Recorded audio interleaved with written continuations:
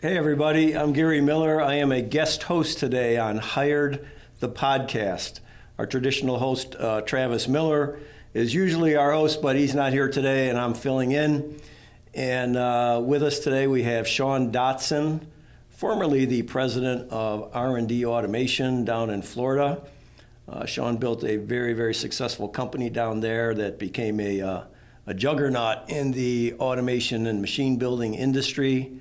But Sean also happens to be a free agent as of recently, so we're going to probe into a little bit about what that feels like. So let me start with that. But Sean, first, let me say welcome.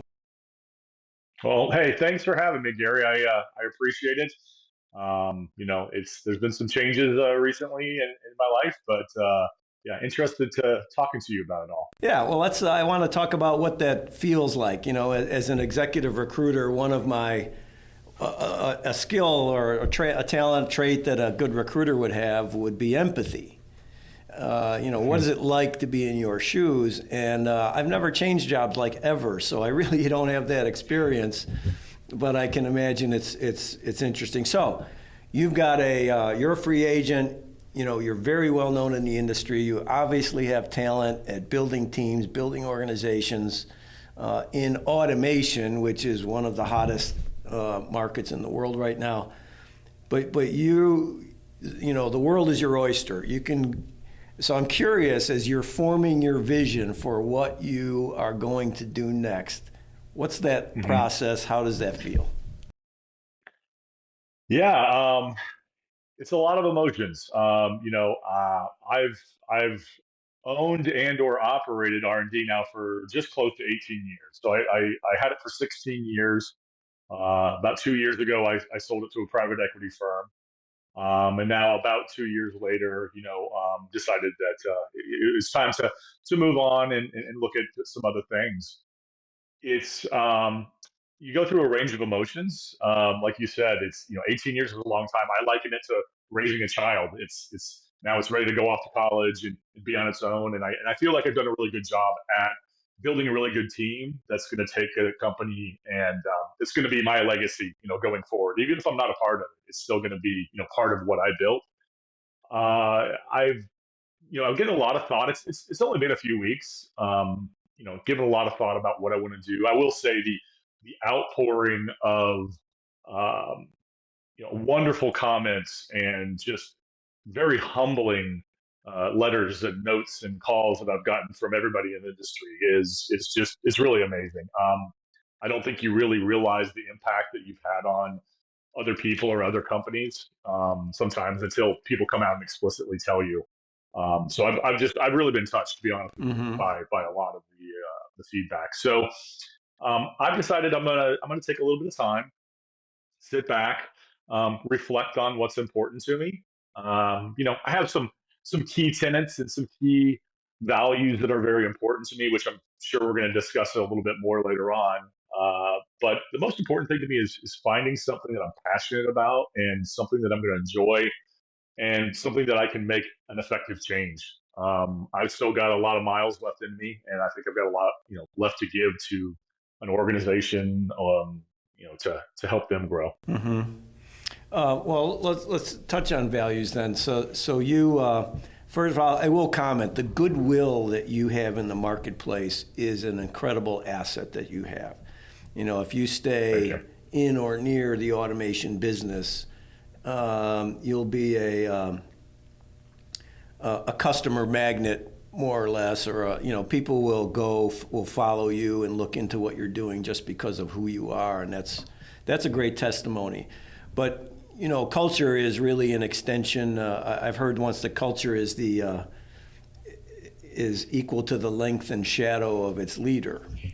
And so, whatever Hmm. values you have are some of those same values that helped build R&D, and you comment frequently, and we hear a lot about its fantastic culture. So what are Hmm. some of those values that you stand for that are paramount and are going to have to be part of a new organization's culture?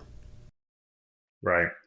You know, I have spoke a lot about culture because I believe that it's a very cliche thing to say, is that people are your most important assets. And of course, you being in the recruiting field and the human resources field, you know that, you live that every day.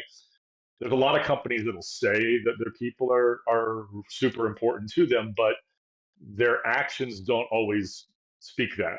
I think it's really important to make sure that you're always making sure that your people are first and foremost in your company. If you have really good people with a good culture who trust you, who want to work there, who really believe in the mission of the company, profits and revenue will come from that. That's just a natural flow. Um, you know, I've done things at my company over the years. Things like back 18 years ago when we first started, we had the unlimited vacation policy, which a lot of tech companies now in the last 5 6 years have adopted that. We were doing it 18 years ago, and I have a lot of other business owners that look at me, like, are you crazy? Like, how do you manage that? Like, how could you possibly have unlimited vacation?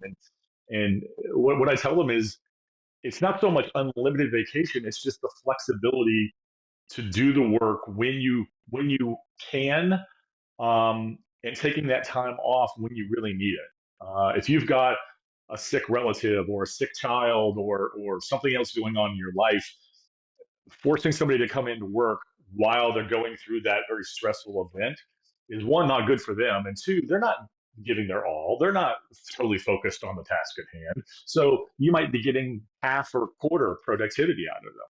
So isn't it better to allow them to take that time off, go deal with that situation that's bothering them, and then come back and get the work done? So I've always been a big believer in, let's set expectations, let's set the task at hand, let's put some due dates and project milestones in this, and then as long as you're hitting those milestones, it really doesn't matter to me if you're working from 8 to 5, right, and clocking in and clocking out. It's never been something that's real important to us.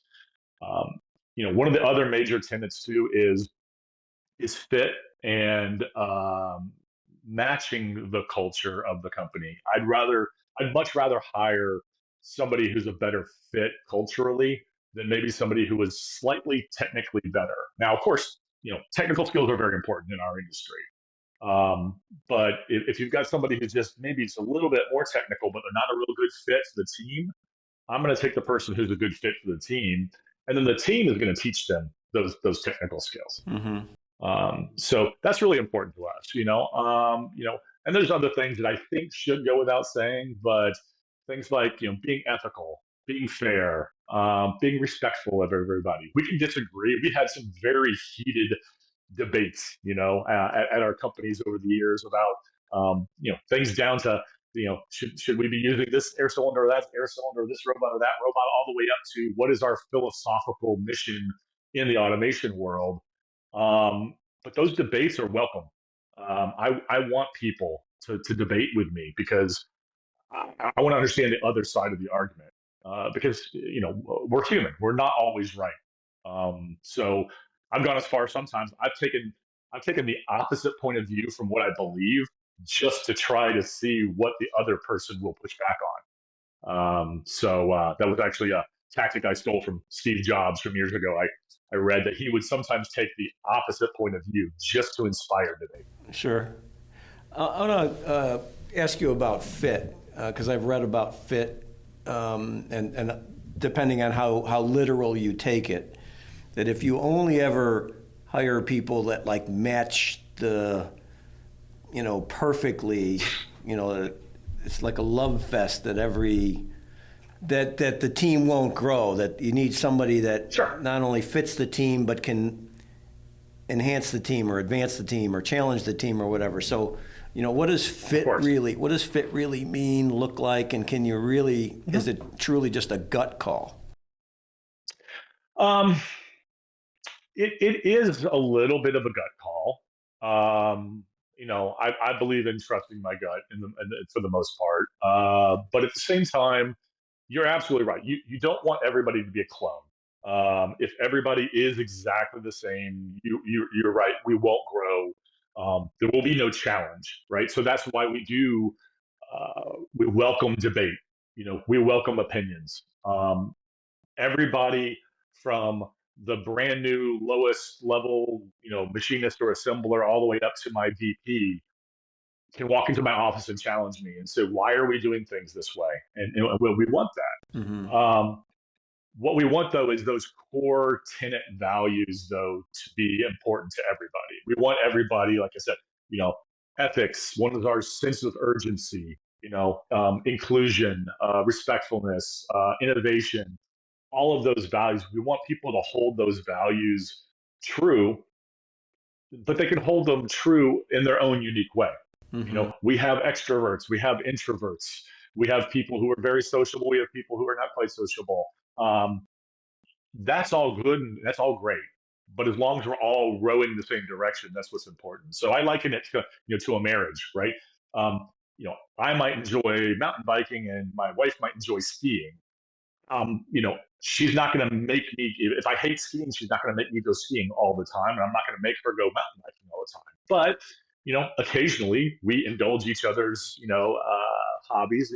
But the point is, we're both headed in the same direction. We both want to have a good relationship and we both want to be successful and we want to provide for our families and things like that. So, um, again, a little cliche, but it is kind of like a family in a way. Sure. I've always said family comes first and work comes a very close second. Well, I want to ask you about that. You've seen on LinkedIn, I'm sure you've seen posts about, you know, some companies consider their workplace their family, and other people would say, well, if a company calls themselves a family, run away because that means they expect you to work all the time. Yeah, right. One of my employees calls us her work family, and Hmm. that's the way she views it. Sure. So I don't know. We feel kind of close that way, but what's your feeling on that debate? Um, I think it was the CEO of Shopify, I believe, that put out a memo about that, saying that we're not a family, right? We're a workplace. But if you really dig down deep into his message, I think what it said is that we can be like a family. We can be respectful. All those values that you hold important to your family, right? Well, some families, maybe some families aren't very respectful. I've seen a few of those, but you want to be respectful. You want to take care of each other. But you're absolutely right. I mean, it is first and foremost, it is a business, and part of that is sometimes you have to make some difficult decisions. Some decisions that if it were truly a family, maybe ones you wouldn't make. So I think his message there was, you know, we need to make sure that we are running a business, but at the same time, we can also make sure that we are treating each other with respect and that we are all trying to help each other be the best that we can be. Um, you know, I think it's a mixture of the two. I Yeah, don't think saying it is a family or not a family is the right answer. I think sure. it's somewhere in between because I mean I've had employees for 10 to 15 years that I mean they truly become very very close friends at that Right. point, right? And that's just inevitable. That's going to happen in any business. Sure. Well, and then one of my favorite words is essence. Like it's like that which is important, what can't be seen. So words like you said earlier, there's a lot of cliche and talk about culture. Everybody says essentially the same thing, but culture, family, they're all words. So what does it really mean, and what does it feel like? How do people feel about your workplace? And then even trying to describe that is difficult. Yeah, it is. I think an employee's sense of worth and enjoyment in their work is probably the best barometer of that, and that's sometimes hard to judge. Right. We've done some engagement surveys where we ask, anonymous surveys where we ask our employees, are you happy? Do you enjoy what you do? And not very specific questions, really kind of esoteric questions of are you getting out of your job what you want to get? And it has nothing to do with pay. It has nothing to Right. do with benefits. It has to do Right. with Are you having fun? Right. Right. And we've always had very high scores in those areas.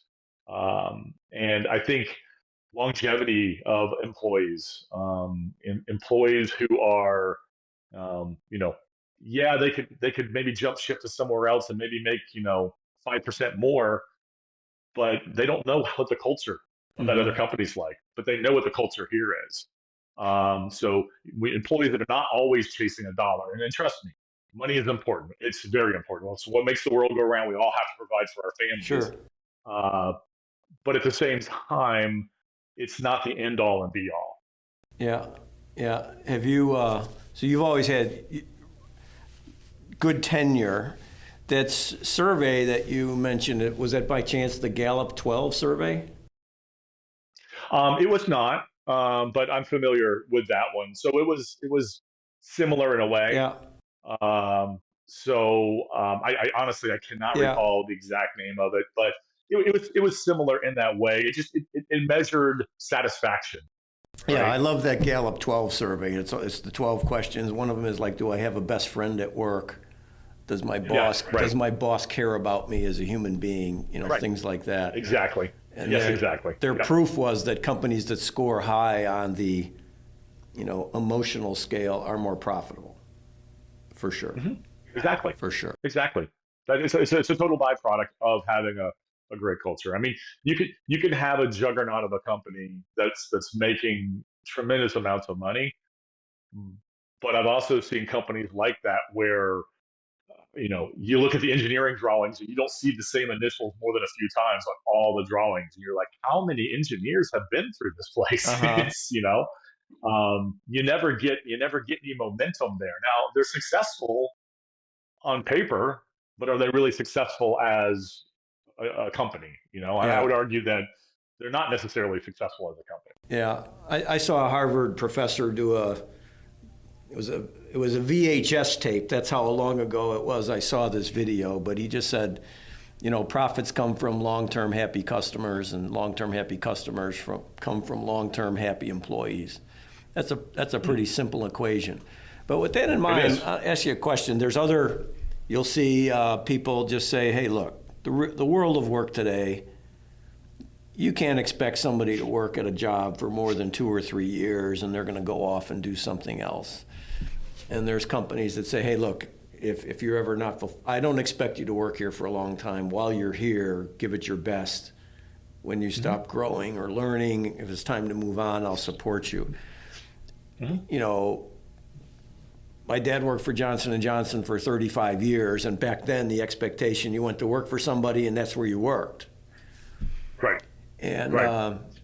but now the expectation, so 30 years, 25, 20, 15, 10, you're going to change jobs every week. So when does it Mm-hmm. stop and go back the other way? So when you hire somebody, how long do you expect that they're going to work for you? Um, I mean, ideally, I'd love for them to work for me for as long as they want to work for me, and as long as they are still growing as a person and are still enjoying what they're doing. Mm-hmm. Again, my VP of operations back at R&D um, joined us. He's 15 years in now, so he was employee number one. It was myself and my two partners who started the business. He was the first hire at about year two ish, three ish, and he's still with us. Mm-hmm. And it's because he enjoys what he did. And we hired him on as a design engineer, and so he's worked his way up through numerous roles throughout the company. Mm-hmm. My director of manufacturing, same thing. He's been with us for 10 years. Started out as an engineering intern, kind of doing all the crappy jobs the engineers really didn't want to do, and then worked his way and did some purchasing, and then helped us get Mm-hmm. our machine shop in order, and then worked his way up to running all of manufacturing now. So that was a path that allowed him to grow, and he's enjoying the new challenges and growth. If there's an employee who is not growing and is not enjoying it, and they want to move on and try something different, and then I wish them the best of luck. Like you Sure. said, I tell my employees, I don't expect you to work here your entire life. If you're happy working here for that long, then that's great. Um, I will say that when I do look at resumes, if I see a history of, and it's a non-contract roles, right? 1 year, year and a half, 1 year, year and a half, 1 year, 1 year, year and a half. That becomes a little worrisome to me.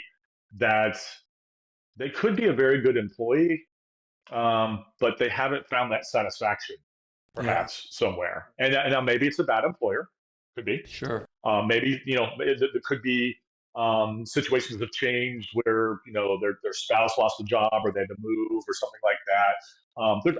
There's always extenuating circumstances, but it's to me it's always something you need to dive into a little bit deeper as to why are you not satisfied and what are you Sure, looking for that would make you satisfied. sure. Because as you know, you put a lot of money into an employee to train them, to learn your way of doing things. And that can take a year or more sometimes. And Yeah, if they're going to leave after a year and a half, then you're back to square one all over again. So that's why hiring for fit, I think, is super important. yeah, yeah. Yeah, I think yeah, a year and a half to start to really see the return on the investments. Like I say frequently, you can't manufacture antiques. Right. They take a while to develop. So Yep. when you started the company, was it like from scratch, clean piece of paper, or was there some little entity that you jumped into? hmm So I worked for a company called Adlin Automation down in Bradenton, Florida. Pretty much fresh out of school. They were an automation company that had moved down from upstate New York back in the '70s, and they were doing pretty amazing stuff back in the '70s and '80s. They were using Mm-hmm. IBM robots and hydraulic robots, and Uh-huh. so for Florida, they were pretty advanced in the robotics space. Went to work for them in the robotics group. We were bought by larger and larger corporations, four corporations over about 4 or 5 year period. Finally owned by a multi-billion-dollar Swedish company. And they decided at that point I was running the engineering and manufacturing at that facility, and they decided they had too many locations all over the world. They needed to shut some of them down. Unfortunately, we drew the short straw from one of those locations. So I relocated our products all over the world, but we had this custom automation group of robotics and automation machinery that I couldn't figure out where to put, and it didn't really fit anywhere else in the organization. So I said, well, why don't you sell it to me? And I'm going to bring my two top engineers along with me. So essentially, we traded in our severance package for a customer list and a couple computers and a pat on the back. Mm-hmm. Um, so we really kind of started from zero. So we went from the largest automation company in Florida to the smallest, overnight. And that was in 2005, late four, early five. And But we had really loyal customers. We had people who knew myself, Doug, and Bruce, and they trusted us. Uh-huh. So we started building some smaller equipment, and then it became a little bigger and a little bigger. And then the recession in '08 hit, and a lot of our competitors who were much larger had a really rough time, and most of them went bankrupt.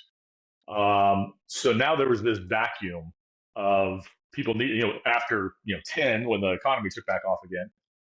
There was this lack of automation companies out there. So that's really we grew steadily from 5 to 10, but from 10 and on, we just exponentially grew from that point forward. Did you, probably right at the beginning, you were just immersed in the work, but at some point, you read a book or saw a seminar and said, "Hey, I should have a mission statement or a vision statement." Or how did the vision for R&D come together, and when did it come together? So I would say it was always there, kind of in the back of my head, and just the way I led and um, the way I tried to run the company. But you're right; it was never on the wall. It was never written down anywhere. Mm-hmm. Probably about 5 to 6 years into the company, um, we came up with a new product, a standard product that we thought could sell fairly well. So I started looking for some outside investment. And two gentlemen contacted me. They were partners in an investment firm.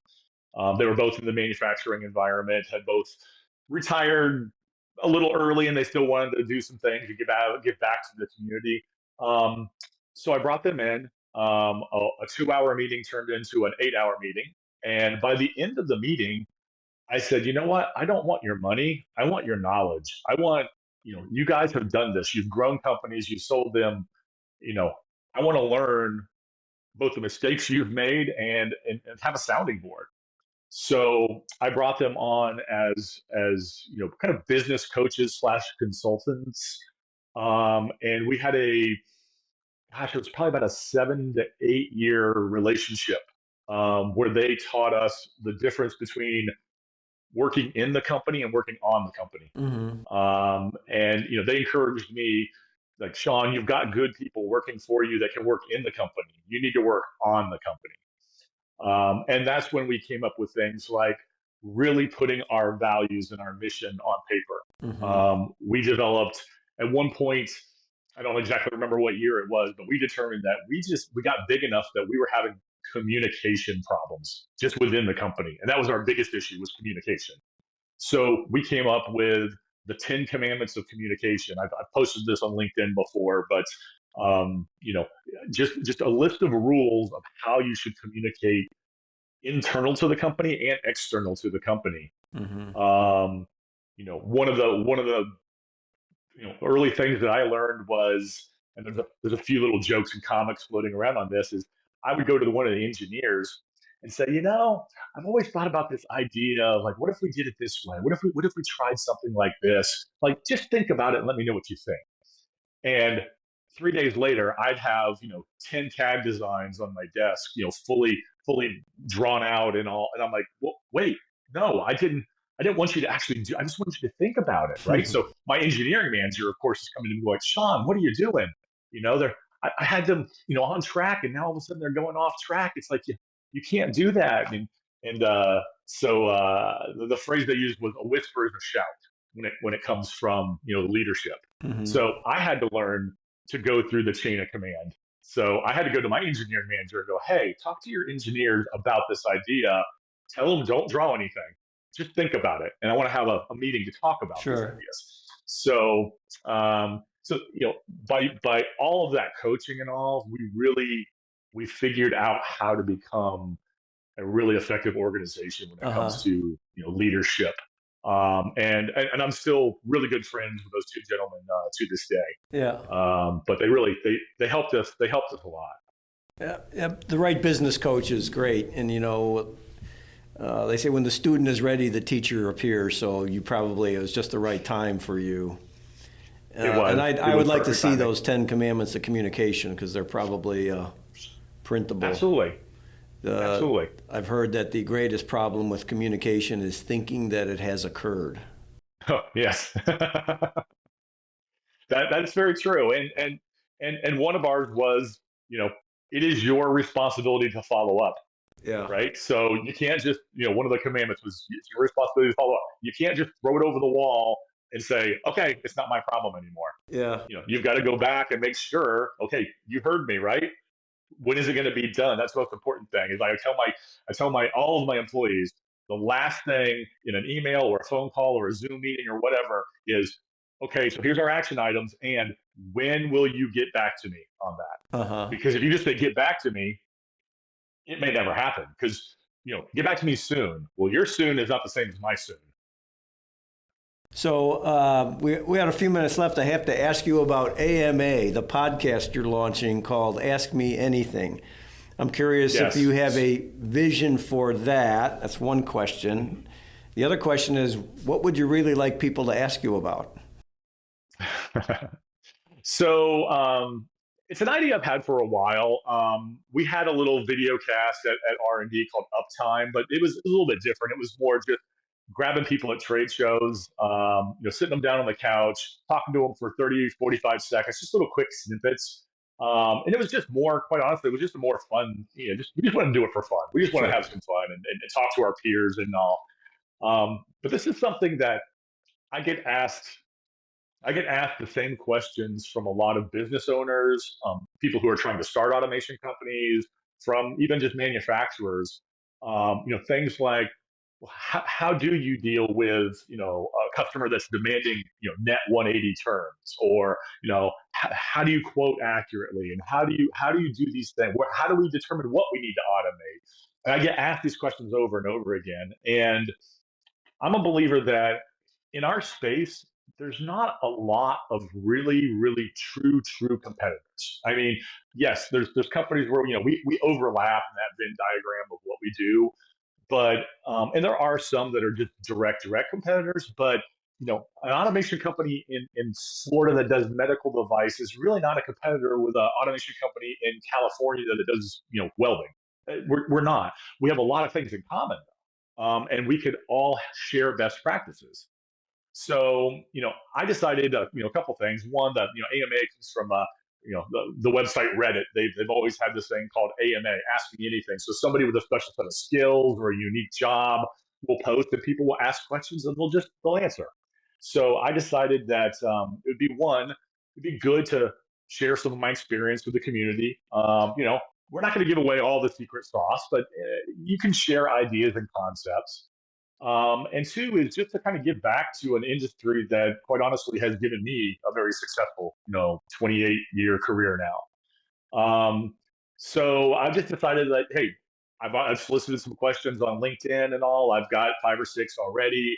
I'm just going to turn it into something that's just kind of fun and give my opinion on it. Maybe it'll spur some conversations. Um, you know, what do I want people to ask? I want them to ask what's important to them. What do they want to know about the automation industry that either they don't know, or perhaps they have an opinion, but they want to see, is there a differing opinion out there? So, everything from technology to the financial side of running an automation business, marketing. Having run this company for 18 years, I've worn a lot of hats, and I'm not a CPA, and I don't have a degree in marketing, but I've done enough of all of that to Right. know, I know enough to be dangerous, right? And I've never been afraid to share my opinions. Well, So I think it'll be fun. you said ask you anything, so I have a question. The Okay. pictures from the Webb, the new telescope of that nebula, that it's about this big, but that represents 600 million light years. Could you explain that to me? Yes. um, I will go get Neil deGrasse Tyson. Give me a moment, and he will come. He will come over and Sure, explain that. sure. Um, yeah, those that James Webb telescope is absolutely amazing. It is. I've been watching a lot of those images. Sure. I have to clarify that it is called automation AMA, so I might need to narrow the scope of those a Oh, little I bit. didn't. Okay, I didn't see it. You have to make your screen a little bit bigger there. Well, I'm not as I don't have a beautiful studio yet like you do. Maybe if this takes off, I'll spend a little bit more money on it. But I'm kind of making do with. I've been in the office for 18 years. I haven't been in a home office, so I'm kind of making do with a home office right now. Well, there's a couple of things notable about this. This is the first time in the history of the universe that two novice podcasters went at it for their debut. So that's never happened before. But I do have a vision is that someday we'll be on competing networks on late night TV. That's probably where this Oh, is there we going. go. Yeah, All yeah. right, we'll have to watch the ratings and see who Okay. who does better. Well, anyway, this has been fun. We could probably go another session. Maybe we'll get back together again and talk about automation, life, and other things. But Sean, it's been great. Thank you for joining me and spending part of your day with us. Yeah, hey Gary, I really appreciate it. I've always had a lot of respect for your organization, and thank you for having me on. It's been a All lot of right. fun. Thank you very much. All right, thank you. So thanks everybody for joining us on Hired, the podcast with Sean Dotson. Hope you enjoyed it. Make sure you listen in wherever you listen to your podcast, and follow us or check out Miller Resource Group YouTube channel. Follow us on LinkedIn. More content to come. And if you're interested in being part of our experience, feel free to let us know. Have a great day.